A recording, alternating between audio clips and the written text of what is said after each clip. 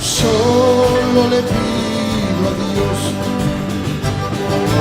que el dolor no me sea indiferente, que la reseca muerte no me encuentre así hoy solo sin haber hecho lo suficiente. Solo le pido a Dios que lo injusto no me sea indiferente, que no me abofeteen en la otra mejilla después de que una garra me arañe esta suerte. Solo le pido a Dios que la guerra no me sea indiferente,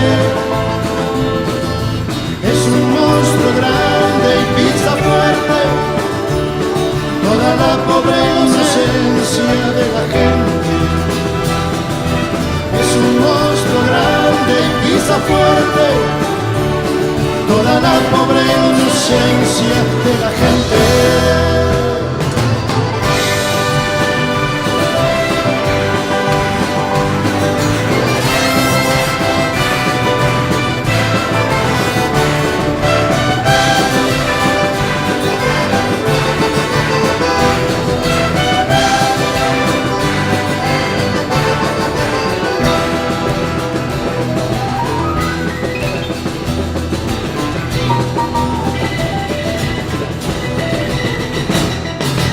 Solo le pido a Dios que el engaño no me sea indiferente. Si un traidor puede más que unos cuantos, que esos cuantos no lo olviden fácilmente. Solo le pido a Dios que el futuro no me sea indiferente. Desahuciado está el que tiene que marchar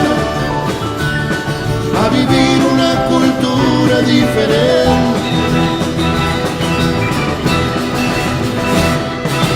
Solo le pido a Dios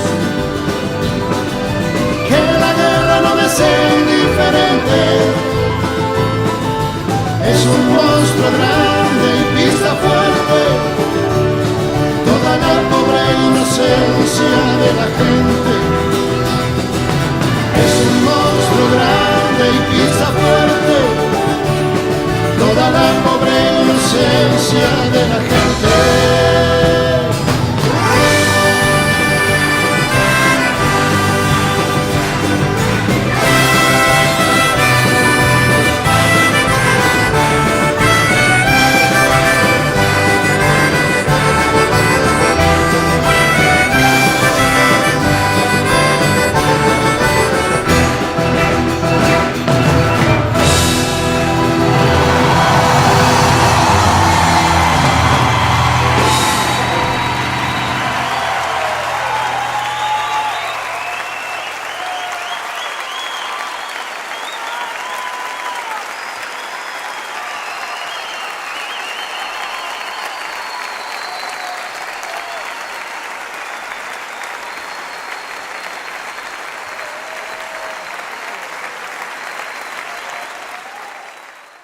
Legítima defensa. Causa o pretexto. Capítulo 5. Hoy es 30 de septiembre de 2023. Agradecemos su compañía. Acabamos de escuchar Solo le pido a Dios, interpretada por el cantautor León Gieco, quien la ofreció en un concierto el 24 de septiembre en el Centro Cultural Kirchner, en Buenos Aires, Argentina, acompañado por la Banda Sinfónica Nacional de Ciegos Pascual Grisolía. Esa noche, también sonaron obras clásicas y reconocidas canciones del cantautor argentino.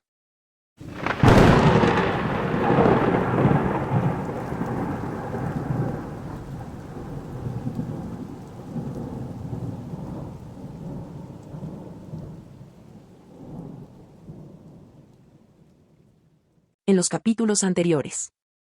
La República Liberal 1930 a 1946 se caracteriza por la subordinación a los Estados Unidos en el terreno económico, al aprobarse, entre otras, una legislación petrolera absolutamente favorable al capital extranjero, que beneficia a las empresas estadounidenses asentadas en los territorios de la concesión Barco, es decir, en el Catatumbo norte de Santander. Eduardo Santos, presidente en el periodo 1938 a 1942, acentúa la subordinación y le abre camino a la dependencia militar, al tiempo que Estados Unidos se reafirma como el principal destino de los productos colombianos, que en 1938 absorbe el 80% de las exportaciones de café. Se inician las frecuentes visitas de delegaciones colombianas a bases militares de los Estados Unidos para participar en cursos militares, donde se familiariza a los oficiales con las técnicas militares y organización bélica estadounidense. En 1946 ocurre lo mismo con la misión naval, y en ese mismo año se oficializa una misión militar estadounidense para el ejército, que hasta ese momento había sido orientado por asesores franceses. Eduardo Santos cede la soberanía nacional al permitir que las fuerzas militares de Estados Unidos operen, sin previo permiso especial, en todo el territorio colombiano y en sus aguas territoriales. La persecución de los sectores populares, amparada en el anticomunismo, continúa durante los primeros años de la República Liberal, 1930 a 1946, como se ejemplifica con la masacre de 18 comuneros indígenas en Coyaima durante la celebración del 1 de mayo en 1931, mientras miembros del Partido Liberal le prenden fuego a algunas casas del pueblo e inculpan de ese hecho a los comunistas. El régimen del presidente conservador Laureano Gómez reforzó el vínculo militar con la firma del Pacto de Asistencia Militar, con el argumento de que Colombia enfrenta una conspiración comunista, encarnada en el liberalismo. Esta postura justificó la participación de Colombia en la Guerra de Corea, 1950 a 1953, creando el Batallón Colombia, asesorado por la misión militar de Estados Unidos y sus tropas del Canal de Panamá. A partir de esta experiencia el gobierno crea la Escuela de Lanceros en 1955, que se moldea según la doctrina militar de la Fuerza Armada de Estados Unidos, conceptualmente creada para combatir al enemigo interno teniendo como estructura unidades de contraguerrilla. Para controlar las protestas se crea la Policía Militar y se crea un área de propaganda para impulsar los elementos fundantes de la Estrategia de Seguridad Nacional y la Guerra Fría. Según Renan Vega Cantor, en la obra citada en capítulos anteriores, un documento interno del Consejo de Seguridad Nacional de Estados Unidos, de febrero de 1955, condiciona la asistencia militar de Estados Unidos al desarrollo de fuerzas militares nacionales. Estas fuerzas militares nacionales tienen como único objetivo combatir la subversión comunista, en la que incluyen a sindicalistas, intelectuales y a las organizaciones sociales.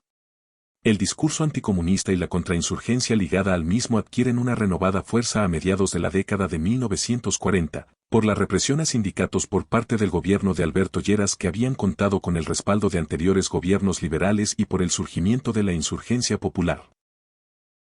La política represiva del último gobierno de la República Liberal marca el comienzo de la violencia contemporánea en Colombia, que se inicia en las ciudades con el ataque a los trabajadores.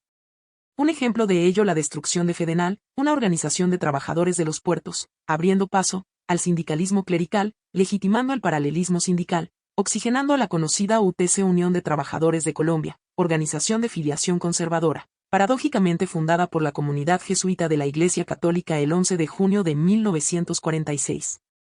El diario El Espectador, de origen liberal, en sus editoriales del 8 y 9 de abril de 1946, caracteriza la incursión del gaitanismo en la escena política nacional, como un intento revolucionario de masas liberales y conservadoras contra los partidos históricos, contra los grandes industriales, contra la tradición burguesa.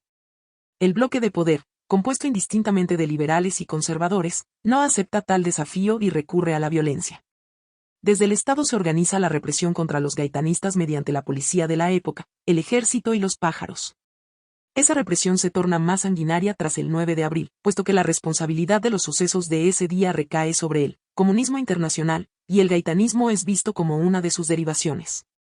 La persecución se torna sistemática y oficial en el campo y la ciudad, lo que produce un exilio interno en importantes regiones del país, como en las zonas agrarias, lo que motiva a organizar autodefensas campesinas en armas, primero por sectores del Partido Liberal y luego del Partido Comunista.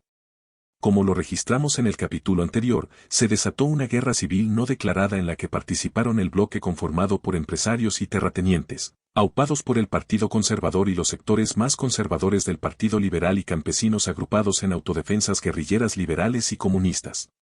Ya no fue una guerra bipartidista.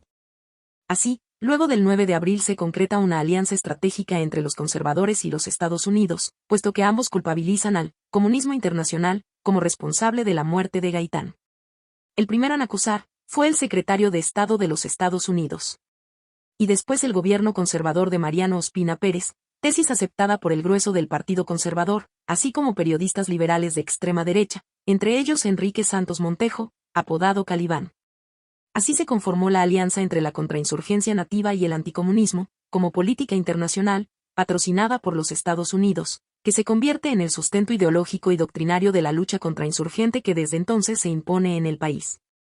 La violencia desencadenada se encubre distorsionadamente con un tinte bipartidista, ocultando la participación activa del Partido Comunista y sus autodefensas campesinas, como también de la participación directa del Estado. En esta confrontación en la que murieron más de 170.000 colombianos se emplearon los medios militares proporcionados por Estados Unidos, como contrapartida a la participación del Batallón Colombia en la Guerra de Corea. Rojas Pinilla propinó un exitoso golpe de Estado que contó con la aprobación de los liberales, quienes creían que el gobierno militar podría traer la reapertura de la democracia que se había cerrado en 1949 y su participación en la política. Como se registró en el capítulo anterior, una coalición de conservadores, liberales, empresarios e iglesia indujeron el golpe militar del general Gustavo Rojas Pinilla. En ese momento la guerra no era solo bipartidista, pues el Partido Comunista mantenía a las autodefensas armadas.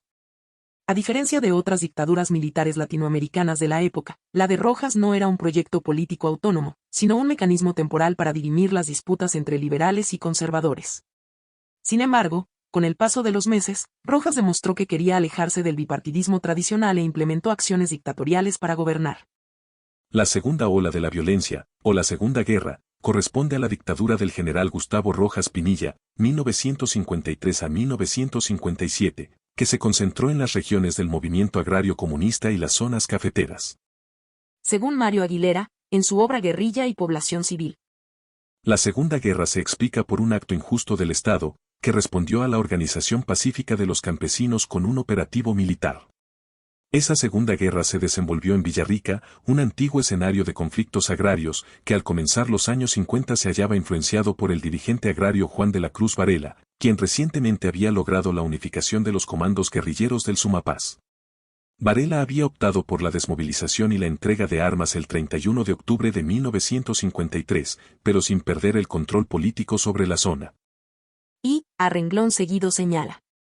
En la versión de las FARC, la paz se rompería con la ilegalización que el gobierno del general Rojas Pinilla hizo del Partido Comunista en febrero de 1956, y la subsiguiente entrada de tropas a la región de Villarrica, con el argumento de erradicar aquel fortín comunista, refugio de los antiguos guerrilleros del Tolima.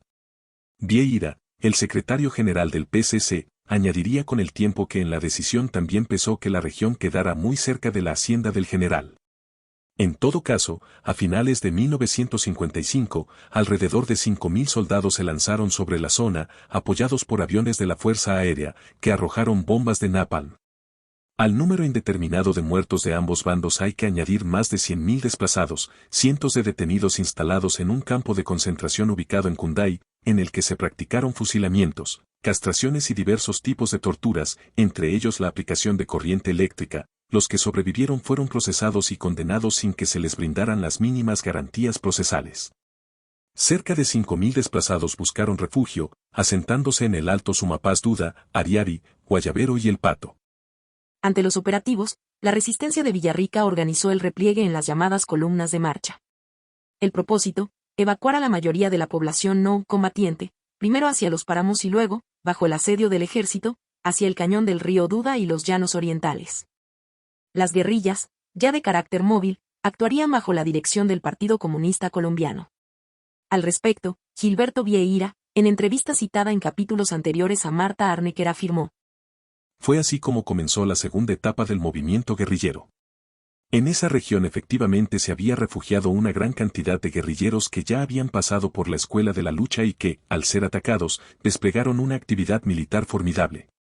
La lucha se extendió a otras regiones vecinas, especialmente a una región muy montañosa conocida como el Páramo de Sumapaz, donde había un movimiento agrario muy fuerte que no había sido influenciado por los comunistas, sino por un dirigente anarquista llamado Erasmo Valencia. La característica de esta segunda etapa es que esta vez es el Partido Comunista el que dirige las guerrillas. Aunque la dictadura de Gustavo Rojas Pinilla, 1953 a 1957, atempera la violencia mediante la desmovilización y amnistía de las guerrillas liberales de los llanos orientales y de otras regiones del territorio nacional, se acentúa el discurso anticomunista. En este contexto, después de la amnistía se inicia la persecución y el asesinato de los antiguos jefes guerrilleros liberales, en una sistemática acción que genera ríos de sangre y que se prolonga hasta la década de 1960, bajo el Frente Nacional. Rojas contaba con el consenso de los propietarios. El país entero, con muy contadas excepciones, el laureanismo y el Partido Comunista, saludó el golpe de Rojas o al menos se colocó en una actitud de expectativa positiva. La emergencia de las fuerzas militares como actor político está determinada por la creciente dependencia de los gobiernos conservadores respecto de las acciones del ejército, en el plano del orden público interno. Sin embargo, la luna de miel no duraría mucho tiempo. A los 2 años se hizo evidente el divorcio entre los objetivos que se propusieron las clases dirigentes al impulsar el arbitraje militar entre liberales y conservadores y los objetivos del gobierno de Rojas. Los nuevos objetivos, que fueron naciendo de las ambiciones de prolongar el poder, que en 1954 se propuso como un gobierno militar con rasgos de nacionalismo populista y lejano del consenso, generaron susceptibilidades y preocupaciones en las élites. En este contexto, se forma un frente civil de una parte y la tercera fuerza, el binomio pueblo-fuerzas armadas, de otro, expresando el reagrupamiento de fuerzas que condujo al derrocamiento de Rojas. Era evidente que la idea de temporalidad que habían concebido las élites para el gobierno militar habían desaparecido y el presidente militar sembraba nuevas expectativas de prolongación del poder. De una parte, tal como había ocurrido 4 años atrás con su acceso al poder, su retiro del poder tuvo como actores decisivos a las élites civiles, más que a la propia institución castrense, que asumió un papel ante todo instrumental. Lo cual refuerza la idea de la débil capacidad de generar una politización autónoma por parte de las fuerzas militares. De otra parte, en el derrocamiento del régimen militar no participan más que como actores pasivos los sectores populares, lo cual hace del movimiento del 10 de mayo un triunfo de la élite empresarial y política, que impondrá sus intereses en la próxima restauración del régimen civil. La Junta Militar de Gobierno que reemplazó a Rojas Pinilla en 1957 impulsó una nueva oferta de amnistía. En respuesta, las estructuras armadas comunistas permanecieron inactivas sin entregar las armas. La inactividad de las guerrillas se explica por la postura del PCC que en esta coyuntura obedece igualmente a la línea trazada por el movimiento comunista internacional liderado desde la Unión Soviética que estableció, en 1956, que es posible la coexistencia pacífica del socialismo y capitalismo y la posibilidad de erradicar la guerra como medio de solución de conflictos internacionales. De otra parte, la Junta Militar, desde el instante mismo en que se posesiona, impulsa un compromiso de transición con los dirigentes de los partidos tradicionales para restituirles el manejo del Estado.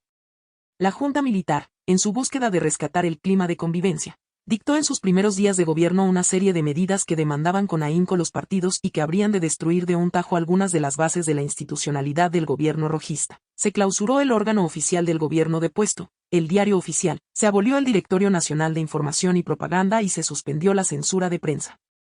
En este nuevo clima de libertad de información reinició su tiraje el diario laureanista, El Siglo. A pesar de las múltiples garantías que ofrecían los miembros de la Junta de su inflexible voluntad para restituir el poder a los partidos, en muchos círculos políticos existía una gran desconfianza hacia unos oficiales que habían estado estrechamente vinculados con Rojas y que podían eventualmente desarrollar un nuevo liderazgo y un deseo de perpetuarse en el poder. El malestar expresado por algunos dirigentes, algunos de ellos conservadores, sintetizaban bien un clima de hostilidad hacia las fuerzas militares presente en múltiples sectores y causaría con el tiempo un sentimiento de rebeldía en las filas castrenses que se halló en la base del complot militar del 2 de mayo de 1958. Sin embargo, Alberto Lleras se dirigió al país en un tono conciliador buscando despejar este tenso episodio. Al poco tiempo se cambió el nombre del Frente Civil, daba sus connotaciones de enfrentamiento con el estamento militar, por el de Frente Nacional, que era más comprensivo e incluía a la institución castrense en el futuro proyecto político. El acuerdo político bipartidista. Hasta aquí la presente entrega. Capitán, El 7 de octubre de Guadalupe 2023 continuaremos Salcedo, con el especial. músico, Gracias por su compañía. cantador y guerrillero de los llanos del oriente.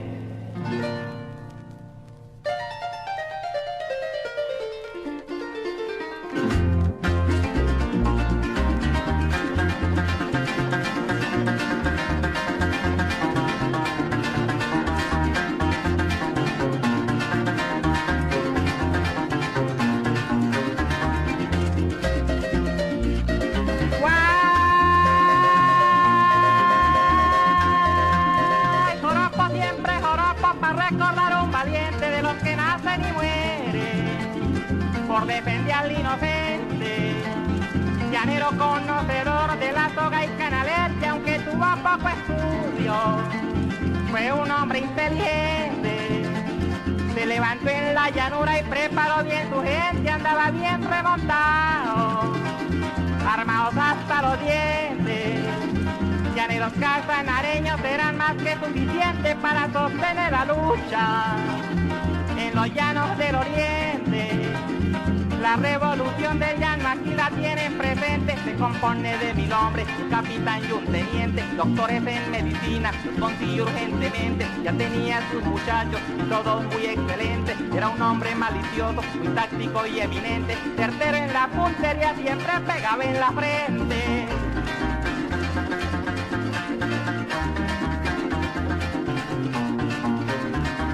Arpa pariente, que le estoy cantando a Guadalupe Salcedo.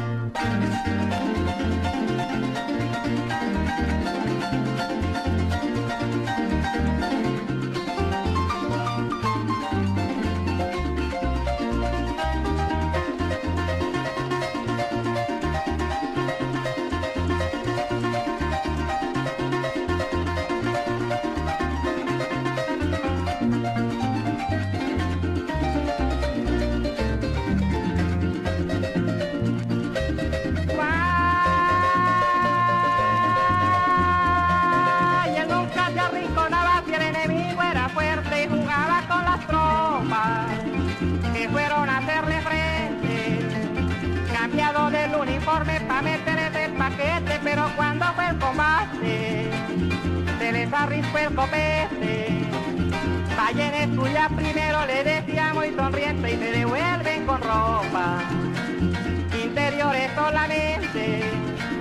Y díganle a ella, Laureano, que se nombró presidente, que le rezamos a Dios para que la guerra reviente y así pelear pecho a pecho y no matar inocentes. De las luchas no les hablo, las conocen suficiente, con quién y dónde peleó y dónde encontró la muerte. Después que entregó las armas y la paz se hizo presente, lo tiraron a balazos, lo asesinaron vilmente. Ay, Guadalupe Salcedo, el llano llora su muerte.